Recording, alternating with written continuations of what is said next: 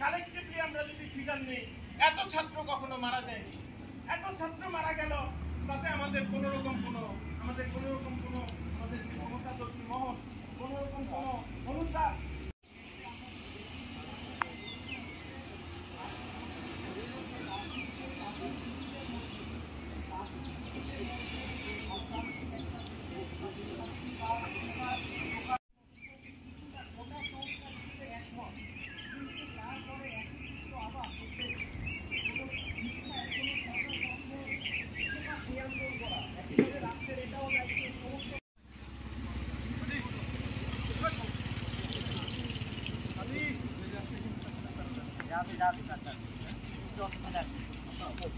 বৃষ্টি লাল কাপড়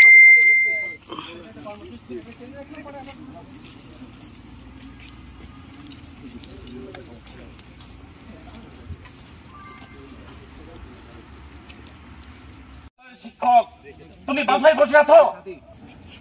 আমার একটা ইন্টারমিডিয়েটে পড়ার ছেলে, সে রিয়েলাইজ করতে পারতেছে যে দেশে কি চলতেছে, কিভাবে এক একটা ছেলেকে মেরে ফেলতেছে, কিভাবে মেয়েদের উপর অত্যাচার চলতেছে।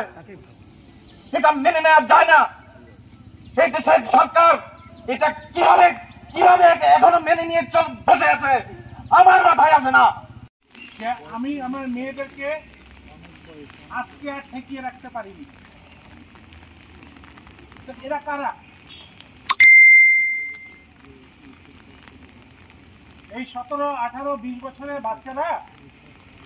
পিতামাতা এবং পরিবারের পর ছাত্রদের যদি কেউ আপনজন থেকে থাকে, তাহলে সেটা শিক্ষকরা।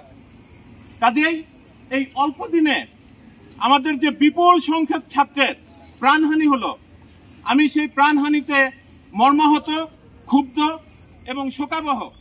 এগুলোর উদ্দেশ্য আমরা বুঝি, এগুলো বন্ধ করুন। আমরা আমাদের ছাত্রদের পাশে আছি, ছাত্রদের পাশে থাকবো। এদেশ 1971 স্বাধীন হয়েছে। এদেশ 1971 স্বাধীন হয়েছে স্বাধীন বাংলাদেশ হিসেবে থাকার জন্য। স্বাধীন বাংলাদেশ মানে স্বাধীনতার চেতনা, মানে এই রাষ্ট্রে সবাই সমান, সবার সমান অধিকার। এখানে কোনো এলিট নেই।